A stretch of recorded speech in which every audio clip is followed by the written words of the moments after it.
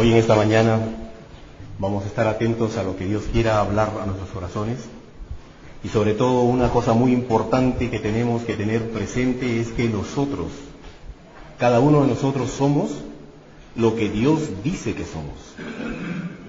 En esta verdad, en esta declaración verdadera, es que quiero que cada uno de ustedes, hombres o mujeres, se sientan igual, como dice la palabra de Dios aquí, en Él no hay mujer.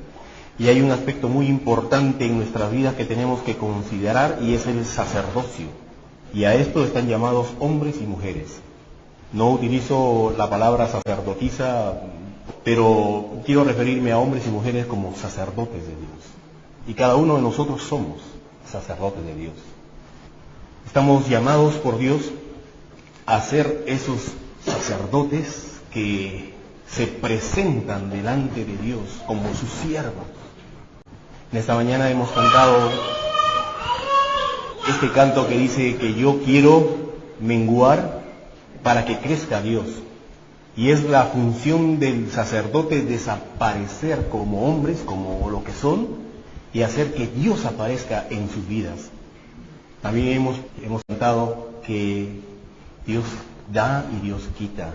Y en todo aspecto decimos, bendito sea tu nombre, porque no nos miramos a nosotros mismos, no nos estamos viendo. Si estoy bien, entonces te alabo. Si estoy mal, entonces me reservo. Sino es en todo tiempo diciendo, Señor, tú tienes la supremacía, tú tienes la mejor voluntad para mi vida, la que yo pueda buscar. Así que en cualquier circunstancia en la que yo esté, bendito sea el nombre del Señor. Vamos a mirar cuál es la visión, el propósito que Dios tiene para con los hombres, y lo vamos a mirar en la línea del tiempo, desde Adán hasta nuestros días. Voy a ponerlo en 3 secciones, 3 grupos. El primer grupo llamaré el tiempo antes de la ley. Esto es, desde Adán hasta Moisés. Todo ese periodo lo tomaré como primer grupo. Segundo grupo es el tiempo de la ley, desde Moisés hasta nuestro Señor Jesucristo. Y el último grupo es el tiempo de la gracia, o el tiempo después de la ley, el tiempo de la gracia, desde Jesús hasta nuestros días. Y quiero que se fijen bien cómo Dios ha observado cada uno de esos grupos y cuál ha sido su intención para con los hombres, el deseo de Dios. Vamos al libro de Apocalipsis, capítulo 1, vamos a leer desde el verso 4 hasta el 8. El verso 4 dice: Juan, el escritor de este libro, a las 7 iglesias que están en Asia, gracia y paz a vosotros del que es, y que era, y que ha de venir, y de los 7 espíritus que están delante de su trono, y de Jesucristo, el testigo fiel, el primogénito de los muertos, el soberano de los reyes de la tierra, al que nos amó y nos lavó de nuestros pecados, y nos hizo reyes y sacerdotes para Dios su Padre.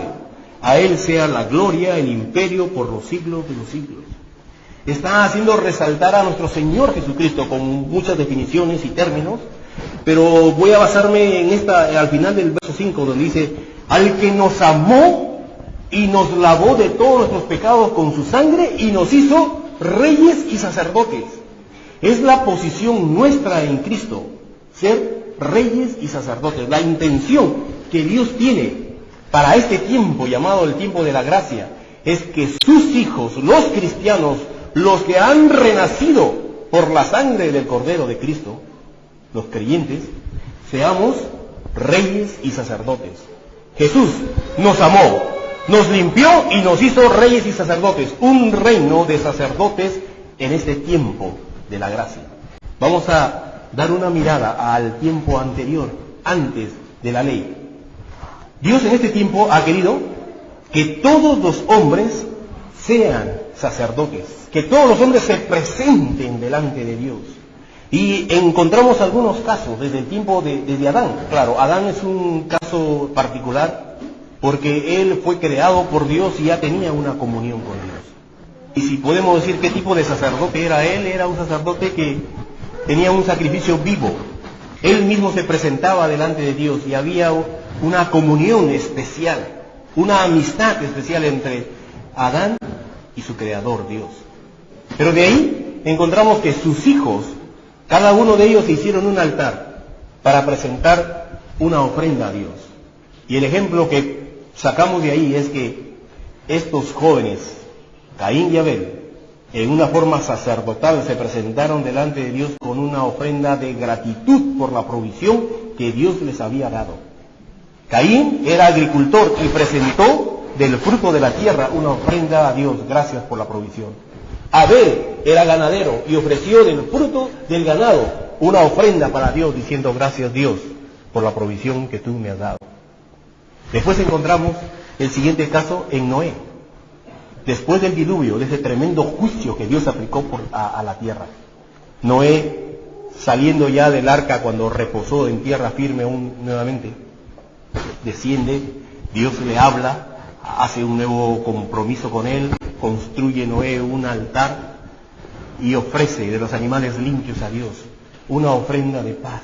Después de que Dios había aplicado juicio, él dice: Señor, paz, paz, perdóname, Señor, paz. Y el compromiso de las nuevas instrucciones que Dios le estaba dando a Noé. El siguiente caso lo encontramos con Job. Job también hacía su altar y ahí ofrecía ofrendas por expiación por el pecado de sus hijos. Sin duda que él hacía por los propios pecados cuando caía, pero también se preocupaba por lo de sus hijos. Tal vez ellos habrán pecado, y ofrecía como sacerdote delante de Dios una ofrenda de expiación por el pecado. El siguiente caso lo encontramos en Abraham. Abraham tiene muchos altares que construyó. Cada vez que Dios le daba instrucciones para que Abraham se mueva de un sitio a otro, donde llegaba, él construía un altar y ofrecía una ofrenda, un sacrificio a Dios, diciendo: Señor, aquí he llegado, he cumplido. O sea, ofrecía sacrificios de obediencia a Dios.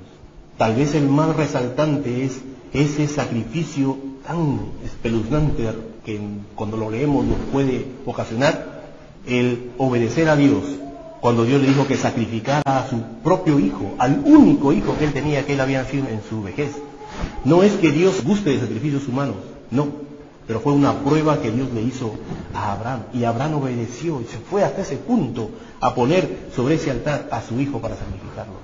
Y Dios lo probó y le dijo: ya, detente, no le hagas daño al hijo, porque ya conozco que me temes. Una ofrenda de obediencia a Dios. El otro caso lo encontramos en su nieto, en Jacob. Cuando Dios trató con él, construyó un altar y ofreció una ofrenda a Dios de reconocimiento. Él dijo: reconozco que tú eres el Dios de Jacob. Él era Jacob, ofreciendo un altar a Dios, reconociendo que él era su Dios. Y el último caso en esta etapa del tiempo antes de la ley lo encontramos en Moisés. Cuando ya escapan de Egipto y se van hasta ese punto de llegada señalado por Dios, que era el monte Sinaí, en el transcurso de ese viaje fueron atacados por una tribu del desierto, que eran saqueadores, por los amalecitas. Ellos atacaron al pueblo de Israel, que era un pueblo de esclavos. No tenían entrenamiento militar, no sabían pelear. Lo que sabían era trabajar y trabajar. Y los atacaron para destruirlos y quitarles sus propiedades. Pero Moisés subió a un monte alto y levantaba su mano ante Dios. Y cuando levantaba sus manos hacia Dios, Israel, el pueblo de Dios, prevalecía y mataba a los enemigos. Pero cuando Moisés bajaba sus brazos, los malhechores podían más que el pueblo. Entonces fueron y le ayudaron a él para levantar los brazos, y así, a través de muchas horas en el día, lograron la victoria sobre sus enemigos. Y ahí Moisés construye un altar y le dice: gracias Dios, porque conozco y reconozco que tú eres el Dios que me cuida, que me protege. Y llamó su nombre Jehová Nisi. Tú eres mi estandarte, puedo levantar tu nombre en alto y vencer y conquistar. Hasta ahí encontramos casos de hombres que construyeron un altar y como un sacerdote se presentaron delante de Dios. Yo estoy convencido que no fueron los únicos, que hubieron mucho más hombres, pero lo que Dios ha puesto en su palabra es para ejemplo, para que tomemos un ejemplo para nosotros y descubramos cuál es el corazón de Dios. Él esperaba que cada hombre sea un sacerdote, que se presente y esté en buena comunión para con Dios, que sea agradecido, que sea obediente, que reconozca a Dios en lo que es. Pero después, con Moisés ahí en el monte Sinaí, Dios tiene otro enfoque. Vamos al libro de Éxodo capítulo 19, verso 6. Está dando instrucciones Dios a Moisés, instrucciones para el pueblo, y le dice: y vosotros me seréis un reino de sacerdotes y gente santa. Estas son las palabras que dirás a los hijos de Israel. Dios está mostrando su intención para ese pueblo, que sean un reino de sacerdotes y una nación santa. Por eso es que escogió a una de las tribus que formaba todo ese pueblo. Ese pueblo era formado por 12 tribus. Uno de ellos los escogió para que sean sus sacerdotes, pero no para ser los únicos, sino para que sean el ejemplo, para que los demás puedan imitar a Dios. Porque el propósito de Dios se cumple en el tiempo de la gracia, en nuestro tiempo con Jesucristo, llamándonos a cada uno de nosotros, hombres y mujeres, sus sacerdotes. En el primer tiempo, antes de la ley, pocos hombres lo hicieron. No todos respondieron a esta oportunidad de acercarse a Dios como sacerdotes. En el tiempo de la ley, cuando Dios señaló a esta tribu para que sean sus sacerdotes y un ejemplo a los demás, fracasaron. Los sacerdotes se pervirtieron y hicieron tropezar a todo el pueblo. Ahora, como dicen en el lenguaje futbolístico, ahora la pelota está en nuestra cancha. Ahora Dios nos ha puesto a cada uno de nosotros como sacerdotes. Y la expectativa de Dios es: ¿cumpliremos esa función? ¿Estamos siendo cada uno de nosotros ese sacerdote que Dios espera que seamos? Vamos a ver qué es lo que demanda Dios de un sacerdote. De ti, de mí, hombres y mujeres, todos. ¿Qué es lo que Dios demanda de ti? Dos cosas son demandadas de un sacerdote. Solo dos cosas. La primera, tener una relación con Dios, una buena relación con Dios. Y de esto dijo Jesús: por lo tanto, amarás al Señor tu Dios con todo tu corazón, con toda tu alma y con toda tu mente. En otras partes de la palabra, cuando dice amarás con el corazón, siempre hace referencia a estos tres puntos, que son las emociones, la voluntad y el intelecto. Estas tres cosas siempre están juntas, que nos caracteriza a nosotros, los seres vivos en esta tierra, como humanos y diferentes. Solamente el hombre tiene esas emociones, ese intelecto y esa voluntad para hacer cosas. Y ahí dice: amarás al Señor tu Dios con todo tu corazón, las emociones, con toda tu alma, tu voluntad, y con toda tu mente, el intelecto. Como nosotros consideremos a Dios, así nos comportaremos. Como tengamos esa idea de Dios, así nos someteremos a Él. Hay algunos que tienen una idea muy torcida y muy pequeña de Dios. Por eso es que no hay evidencias en su vida, y su forma sacerdotal se ve como una forma pobre de ser sacerdote. La segunda relación es con el prójimo. Jesús dijo: la segunda cosa y más importante que tienes que atender: amarás a tu prójimo como a ti mismo. Dos cosas que se nos demandan. Primera de Pedro, capítulo 2. Encontramos estos dos aspectos. Ahí les pone un nombre, un adjetivo al sacerdocio que tenemos que desarrollar dentro de nosotros. Dice Primera de Pedro, capítulo 2 y el verso 5. Está hablando de nuestra relación con Dios. Dice: vosotros también, como piedras vivas, sed edificados como casa espiritual y sacerdocio santo, para ofrecer sacrificios espirituales aceptables a Dios por medio de Jesucristo. Está hablando de nuestra relación con Dios y dice: esto se llama sacerdocio santo. Y como ustedes son piedras vivas que van edificándose como una casa espiritual y sacerdocio santo, consideramos que el sacerdocio es algo que se tiene que edificar, que se tiene que perfeccionar. Está en nosotros el perfeccionarnos en nuestro sacerdocio. Y con ese sacerdocio santo podemos ofrecernos a Dios, ofrecer sacrificios espirituales aceptables a Dios por medio de Jesucristo. Y en el verso 9 está hablando de la otra forma de sacerdocio que tenemos nosotros. El verso 9: mas vosotros sois linaje escogido, real sacerdocio, nación santa, pueblo adquirido de Dios, para que anunciéis las virtudes de aquel que os llamó de las tinieblas a su luz admirable. Por ese sacerdocio real Nosotros anunciamos las virtudes de Dios que nos sacó de las tinieblas a la luz. Es decir, por medio del sacerdocio real, evangelizamos al mundo. Amamos a nuestros semejantes, hablándoles de Dios a ellos. En esta mañana no voy a hablar acerca de ese sacerdocio real, sino del sacerdocio santo, el que nos corresponde para con Dios. Quiero que pensemos un poco acerca de este sacerdocio santo. Romanos capítulo 12, verso 1. Un verso conocido, pero que vamos a mirar un poquito más con lupa en este verso.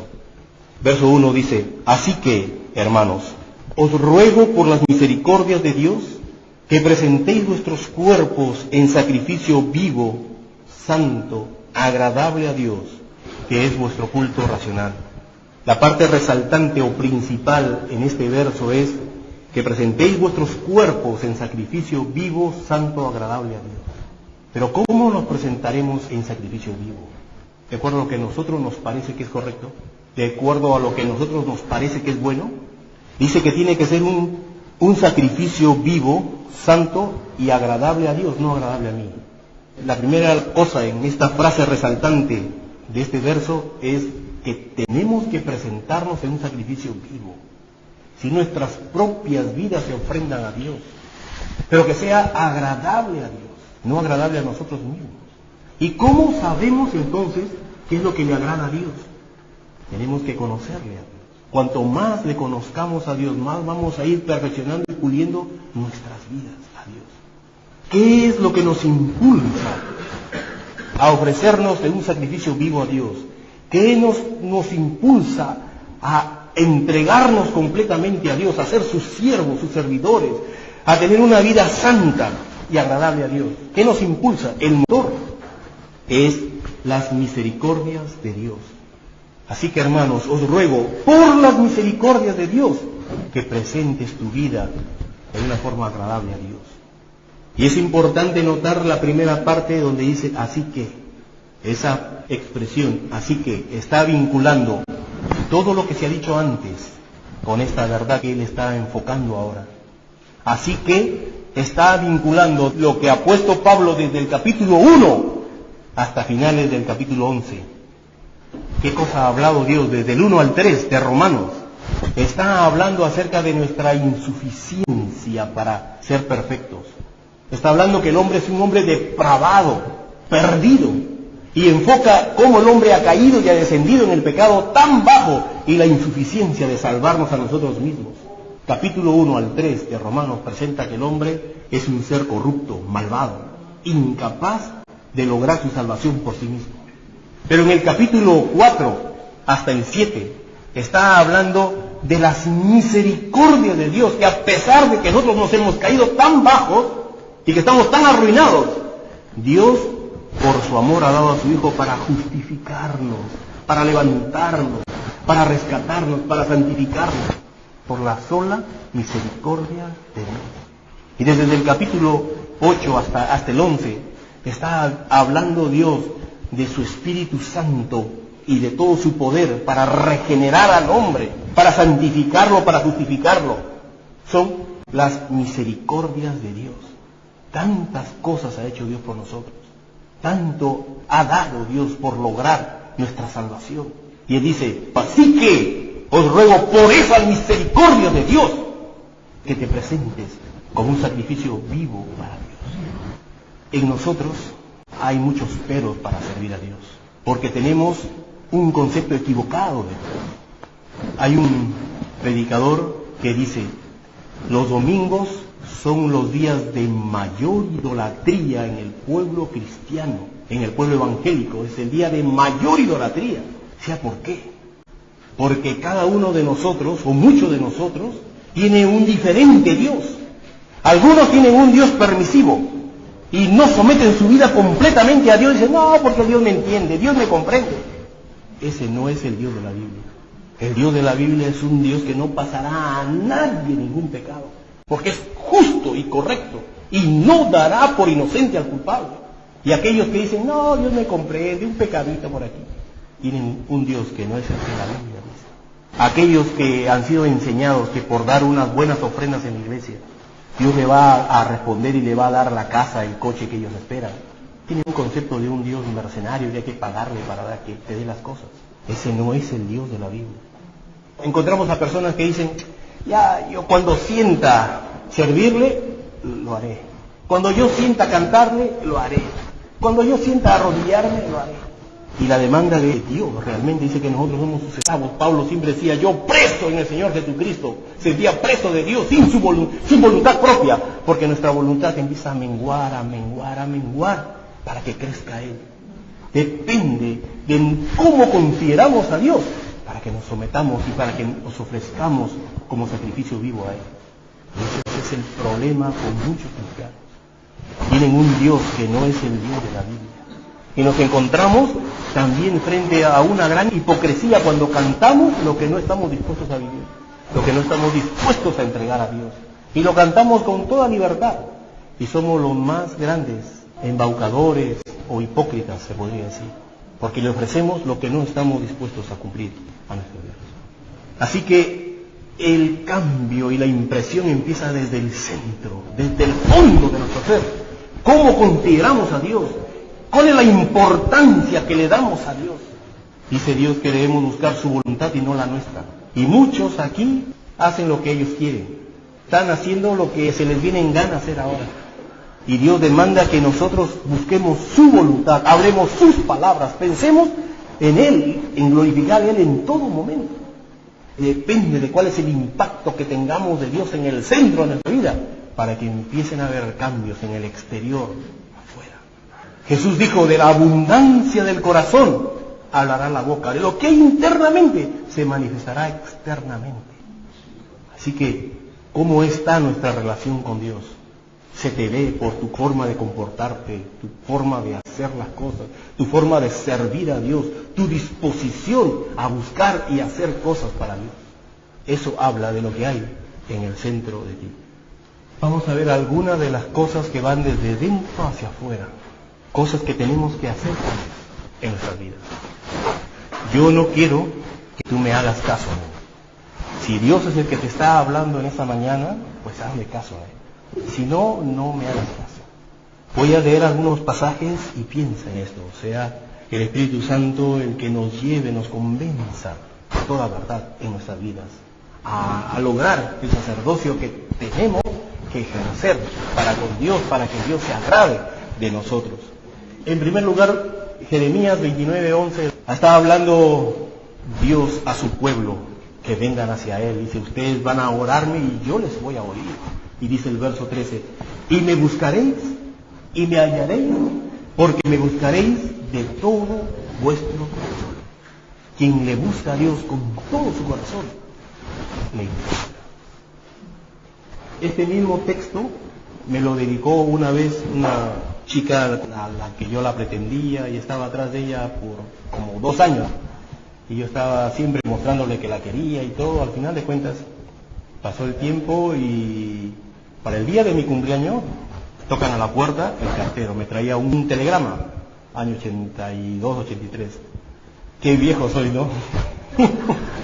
Todavía nos comunicábamos con telegramas, pues ahora la internet, pero antes eran mensajes urgentes por telegrama. El telegrama decía, me felicitaba por mi cumpleaños y me decía este verso: y me buscaréis y me hallaréis, porque me buscaréis de todo vuestro corazón. Pero yo ya había perdido interés por la muchacha y ya no le escribí más ni quise saber nada más con ella. Me hace pensar en que muchas veces el verso está escrito y está ofrecido, pero nosotros ya no tenemos interés en Dios. Ya no estamos enamorados de Él, o ya no estamos tan interesados en Dios. Por eso es que no le buscamos, no le podemos hallar, porque solamente le encuentra el que le busca de todo corazón. Y para buscarle de todo corazón, dicen hay cambios en nosotros. ¿Cómo enfocamos a Dios? ¿Quién es Dios realmente? ¿Y quiénes somos nosotros frente a ese Dios? Poquito más extendiéndonos hacia afuera y los cambios que Dios quiere que nosotros hagamos como sus sacerdotes. Hebreos capítulo 10, verso 22. Quiero leer unos versos antes. Dice, así que teniendo libertad de entrar en el lugar santísimo por la sangre de Jesucristo. Si no, alguno no entiende qué es el lugar santísimo, En el tiempo de los sacerdotes, en el tiempo de la ley, Dios había establecido un templo donde Él iba a poner su gloria. Y ese templo tenía al final, tenía un compartimiento pequeño, cubierto de una tela gruesa, una cortina que le llamaban el velo, y detrás estaba la presencia misma de Dios. Y a ese lugar podía entrar solamente el sumo sacerdote, el principal de los sacerdotes, una vez al año. Y con temor y temblor entraban a ese lugar, porque si era encontrado pecado dentro de él, caía fulminado dentro de ese lugar, muerto.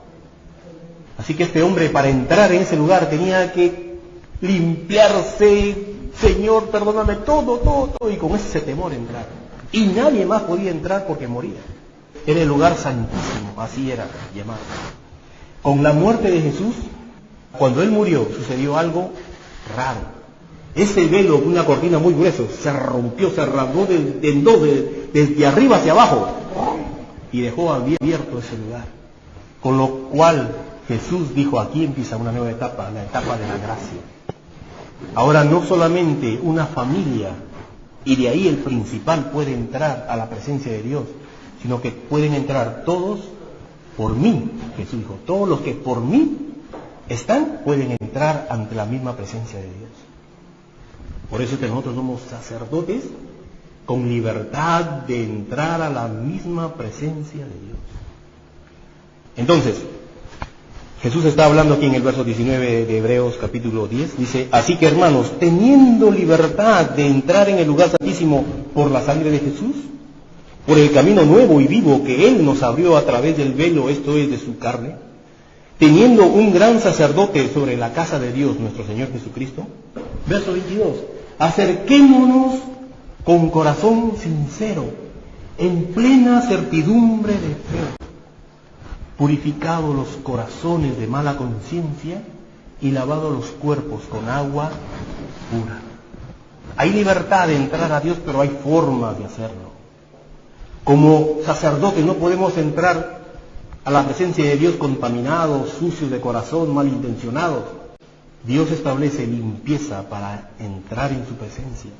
Somos sacerdotes con libertad de entrar por medio de Jesús, pero cumpliendo ciertas condiciones. Corazón sincero. Le amo a Dios. Y soy sincero en decirle que le amo a Dios. Soy sincero en decirle que no importa nada en mi vida ni mis bienes más que Dios. Con sinceridad entra. ¿Qué más? En plena certidumbre de fe. Tú le crees a Dios. Tú crees lo que Él ha dicho de ti y tú crees lo que Él ha dicho que hará contigo. Todo lo que la Biblia dice acerca de Dios lo crees. En plena certidumbre de fe, purificados los corazones de mala conciencia, y mira lo que añade al final, y lavados los cuerpos en agua pura. No te puedes presentar de cualquier manera. Dios está colocando cosas aquí, un cuerpo limpio. No me hagas caso a mí. Si en algo te toca la palabra de Dios y quiere hacer cosas, cambios contigo, tómalo de parte de Dios. Otro verso más para ir ampliando de lo que hay dentro hacia afuera. Éxodo capítulo 19 les está dando instrucciones a los sacerdotes, a esa familia, a esa tribu que Él escogió, la tribu de Leví. Y le da instrucciones, y esas instrucciones son válidas para analizarlas. Porque si Dios hizo eso de sus sacerdotes, ¿no querrá también lo mismo de nosotros que ahora somos sus sacerdotes? Desde el verso 10 dice, y Jehová dijo a Moisés, ve al pueblo y santifícalos hoy y mañana, y laven sus vestidos, y estén preparados para el día tercero, porque al tercer día Jehová descenderá a ojos de todo el pueblo sobre el monte de Sinaí. Este pueblo de Dios había estado sin experimentar a Dios por tantísimas generaciones. Más de 400 años que ellos habían estado presos, esclavos, sirviendo a los egipcios, y habían dejado en cierta forma de conocer a ese Dios. Solamente tenían las repeticiones que los padres les hacían a los hijos. Y eso es cuando había tiempo. Y había una incultura de Dios. Y lo poco que sabían, lo sabían en lo teórico. Ahora, cuando Moisés con el pueblo llegan al pie del monte Sinaí, Dios le dice a Moisés, prepara al pueblo porque bajaré, descenderé a ellos. Me presentaré al pueblo. Condiciones para que Dios se presente. Purifíquense. santifíquense hoy y mañana y laven sus ropas. Señor, ya lo interno, ya el cuerpo, y ahora mi ropa también. Es lo que Dios pedía. ¿Valdrá eso para Dios? ¿Quién sabe? Digo yo. Pero está pidiéndoles que también sus vestidos sean limpios. Alguien que quiere ser limpio internamente, me imagino que querrá también andar con ropas limpias. Éxodo capítulo 20, ahí dándole la vuelta a la página. Le da instrucciones acerca del pudor. ¿Y qué les dice? Cuando tú construyas un altar, le dice a los sacerdotes, no subas por gradas a ese altar, en el verso 26, no subirás por gradas a mi altar para que tu desnudez no se descubra junto a él.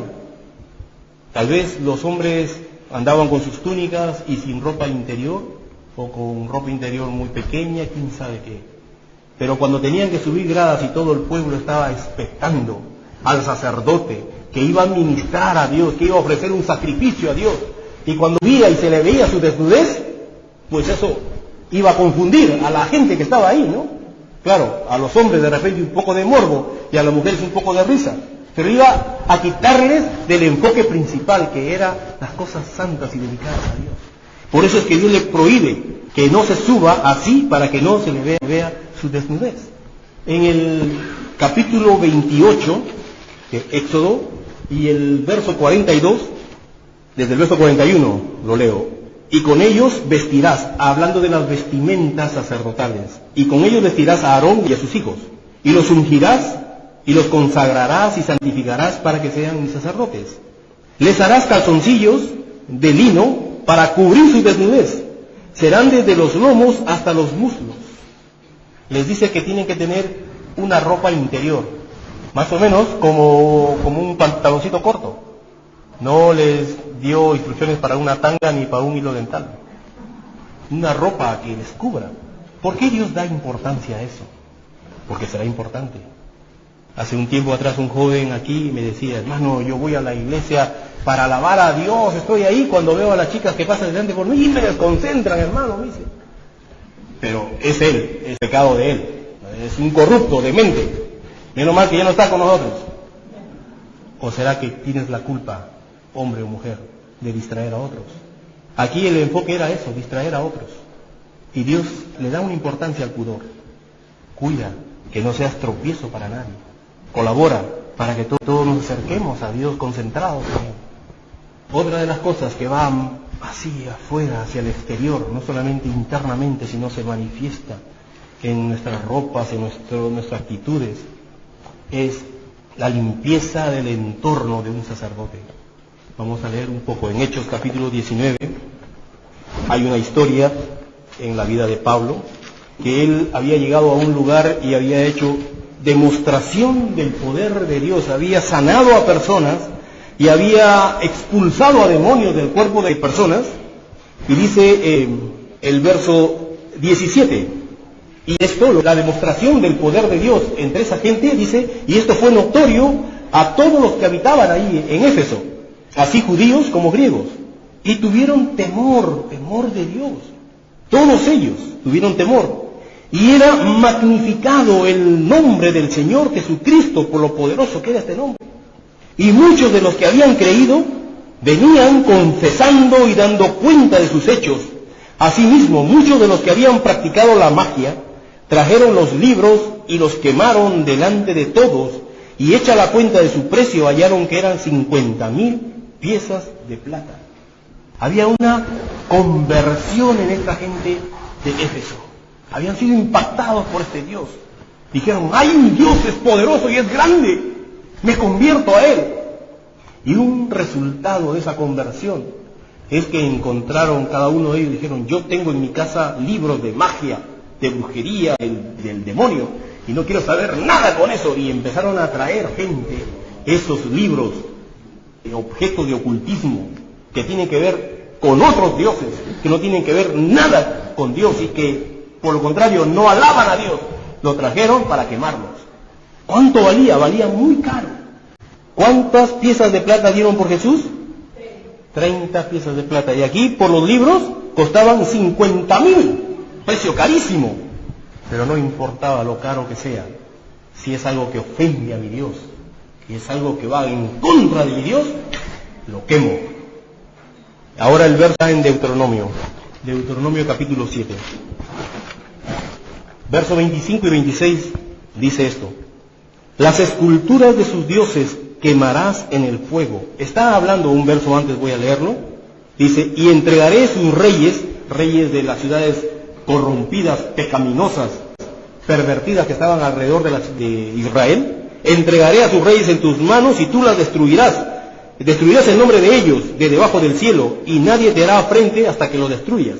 Después dice: y las esculturas de sus dioses quemarás en el fuego. No codiciarás plata ni oro de ellos para tomarlo para ti, para que no tropieces en ello, pues es abominación a Jehová tu Dios.